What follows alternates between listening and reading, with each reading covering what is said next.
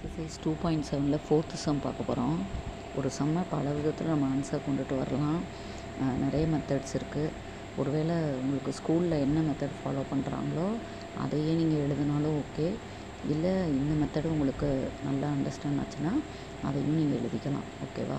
இது நம்ம ஏற்கனவே படித்த கான்செப்டை வச்சு தான் எல்லாமே வரும். டிக்னாமெட்ரி ஃபார்முலாவையும் இங்கே நம்ம அப்ளை பண்ண போகிறோம். 4th சம்மில் 1 + z by 1 - z is equal to cos 2θ plus I sin θ I sin 2θன்னு கொடுத்துருக்குறாங்க. நம்ம ப்ரூவ் பண்ண வேண்டியது z is equal to I tan θ. எப்பவுமே ப்ரூவ் பண்ண வேண்டிய அந்த விஷயத்தை பேஸ் பண்ணியே நம்ம ஃபார்முலா எல்லாத்தையுமே அந்த சிம்பிளிஃபிகேஷன் எல்லாத்தையுமே நம்ம கொண்டுட்டு வரணும். அப்போ நமக்கு ஆன்சர் ஈஸியாக கிடைக்கும். இப்போ z மட்டும் தான் வேணும். அப்போ நம்ம என்ன பண்ண போகிறோம்னா z மட்டும் தனியாக பிரித்து எடுக்க போகிறோம்.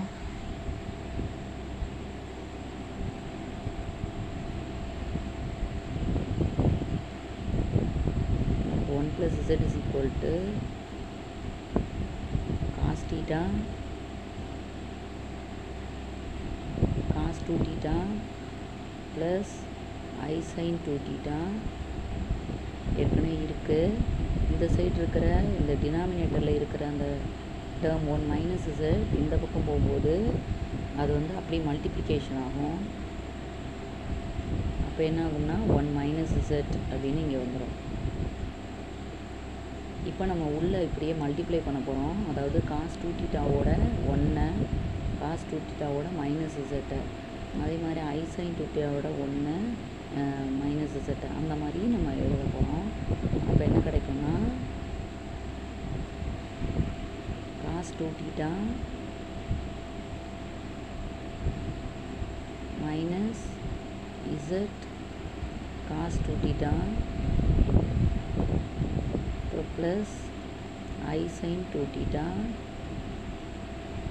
minus z I sin 2θ அப்படின்னு கிடைக்கும். ஓகேவா? இப்போ cos 2θ இந்த ப்ளஸ் I sin 2θ மட்டும் இந்த சைடு வச்சுக்கிடுவோம். cos 2θ plus I sin 2θ. இந்த z சம்மந்தப்பட்டதெல்லாம் அந்த சைடு கொண்டு போயிடுவோம்.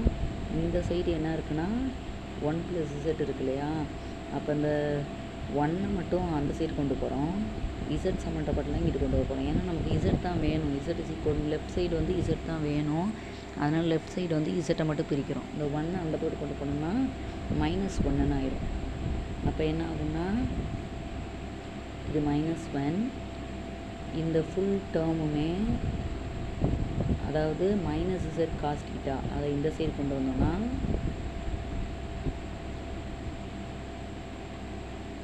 ஆல்ரெடி இங்கே z இருக்குது. அப்போ z ப்ளஸ் z cos 2θ அப்புறம் மைனஸ் வந்து இந்த சைடு வரும்பொழுது ப்ளஸ் ஆகும். அப்போ ப்ளஸ் z I sin 2θ அப்படின்னு வரும். ஓகேவா? ஸோ இந்த பக்கம் என்ன இருக்கும்னா cos 2θ அப்படின்னே இருக்கும். இப்போ இதில் z மட்டும் காமனாக எடுத்துடுறோம். z மட்டும் காமனாக எடுத்தோம்னா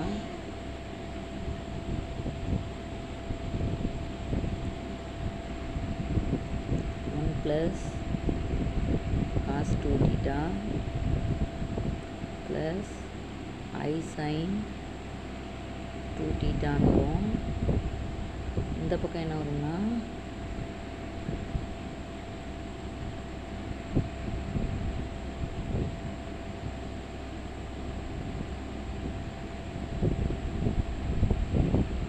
cos 2θ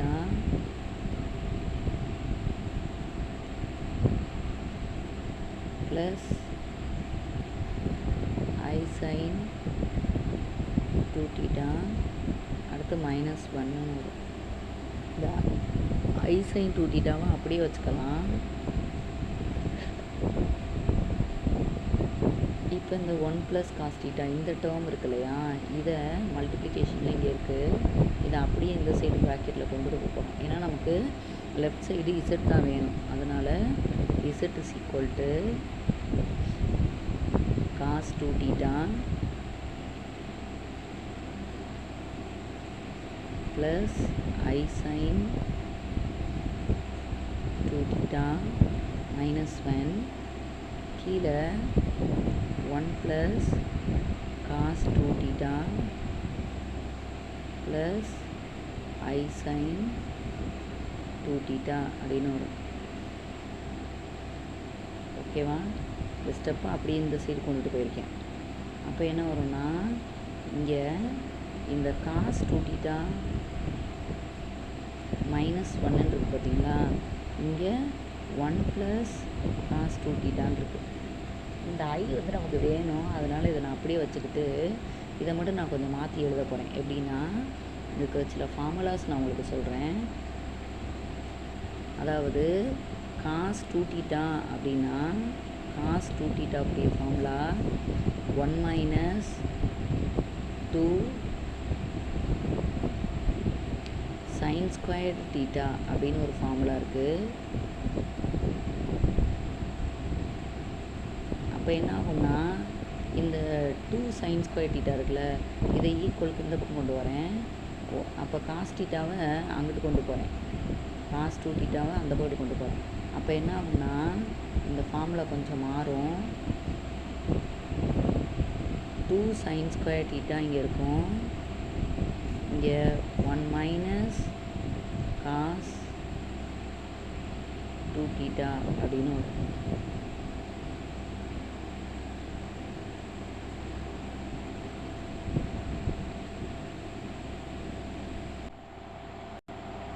சாரி, இந்த ஃபார்முலாவில் ஒரு சின்ன சேஞ்சஸ்ஸு. கரெக்டு தான், இந்த ஃபார்முலா கரெக்டு தான். அப்படியே இதை ஃபாலோ பண்ணிக்கிடுவோம். -2 sin squared θவை அப்படியே வச்சுக்கிறோம், அதாவது அந்த சைடே வச்சுக்கிறேன். இந்த 1 வந்து இந்த பக்கம் கொண்டு வரேன். அப்போ என்ன ஆகும்னா, cos 2θ மைனஸ் 1 அப்படின்னு கிடைக்கும். ஓகேவா?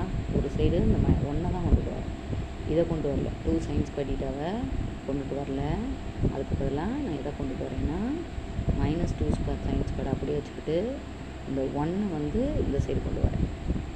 அப்போது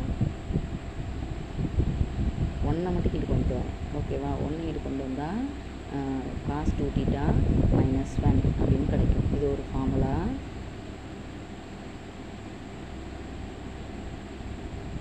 அதுக்கப்புறமா இன்னொரு ஃபார்முலா இருக்குது cos 2θவுக்கு. நீங்கள் டிக்னாமெட்ரியில் படிச்சிருப்பீங்க. cos 2θ அப்படின்னா 2 cos squared θ மைனஸ் 1 அப்படின்னு ஒரு ஃபார்முலா இருக்குது. இப்போ நான் 2 cos squared θவை அப்படியே வச்சுக்கிறேன். இந்த -1 எங்கிட்ட கொண்டு வந்தோம்னா +1 ஆகும். அப்போது 1 + cos 2θ அப்படின்னு கிடைக்கும். இப்போ இது ஒரு ஃபார்முலாவை வச்சுக்கிறோம்.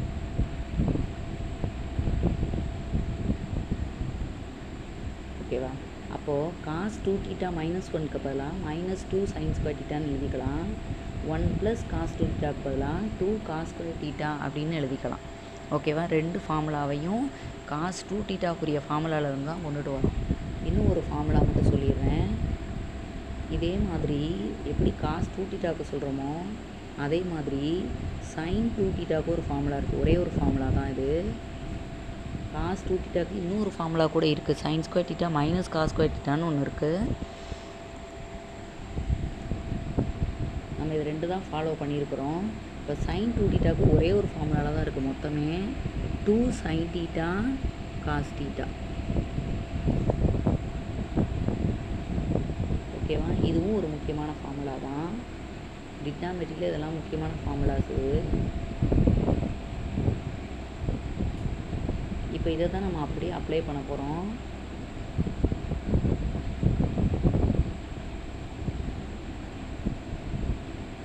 கீழே எனக்கு என்ன இருக்குன்னா,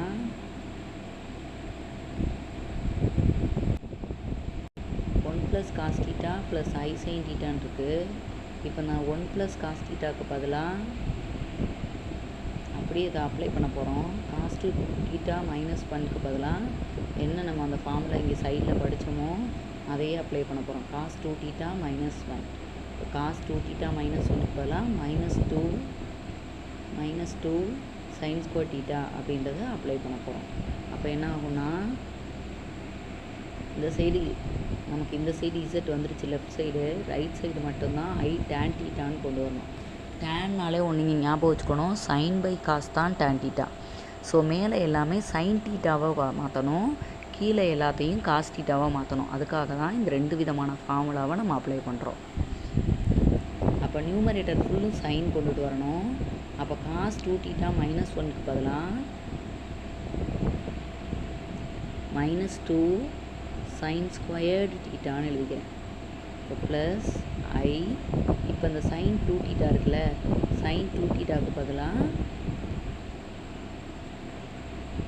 2 சைன் தீட்டா காஸ் தீட்டா அப்படின்னு எழுதிக்கலாம். புரிஞ்சுதா உங்களுக்கு? அதுக்கப்புறமேட்டி டிவைடட் பை கீழே இருக்கிறதுல பார்த்தீங்கன்னா 1 + காஸ் 2 தீட்டான்னு இருக்குது. 1 + காஸ் 2 தீட்டாவுக்கு பதிலாக என்ன எழுதிக்கலாம்? 2 காஸ் ஸ்கொயர்டு தீட்டான்னு எழுதிக்கலாம். அடுத்து ப்ளஸ் ஐ, இந்த சைன் 2 தீட்டாவுக்கு பதிலாக 2 சைன் தீட்டா காஸ் தீட்டாவே எழுதுகிறேன்.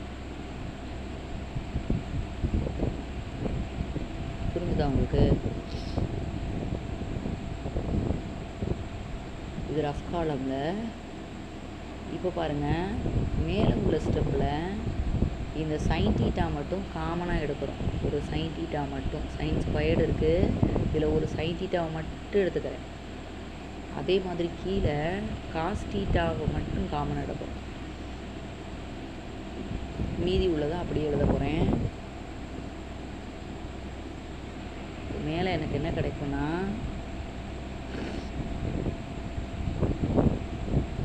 2வையும் காமனாக எடுத்துக்கலாம். இங்கே ஒரு 2 இருக்குது, இங்கே ஒரு 2 இருக்குது, அதே மாதிரி இங்கே ஒரு 2, இங்கே ஒரு 2 இருக்குது.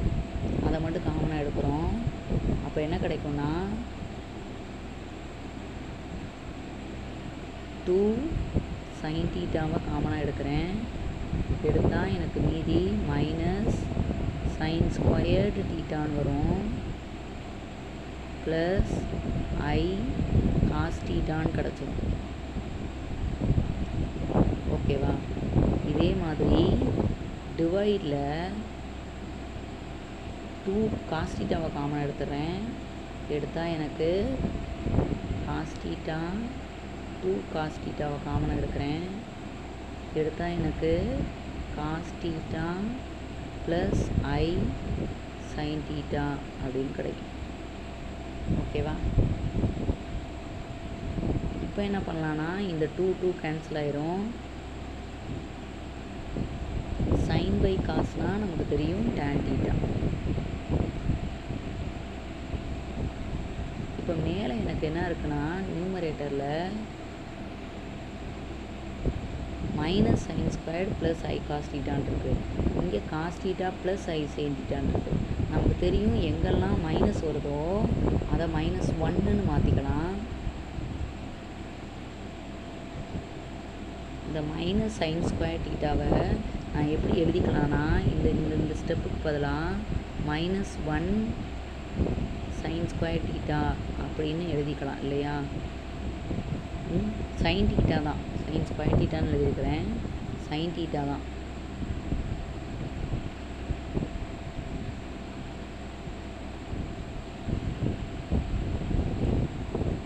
இப்போ நல்லா கவனிங்க, இதில் -1 × சைன் தீட்டா. அப்போ -1 என்ன போட்டுக்கலாம்? ஐ ஸ்கொயர்னு போட்டுக்கலாம் இல்லையா? அப்போது ஐ ஸ்கொயர்டு சைன் தீட்டா ப்ளஸ் இது எல்லாமே ப்ராக்கெட்டுக்குள்ளே தான், ப்ளஸ் ஐ காஸ் தீட்டா. டிவைடில் அது எதுவுமே மாறாது, cos theta plus I sine theta.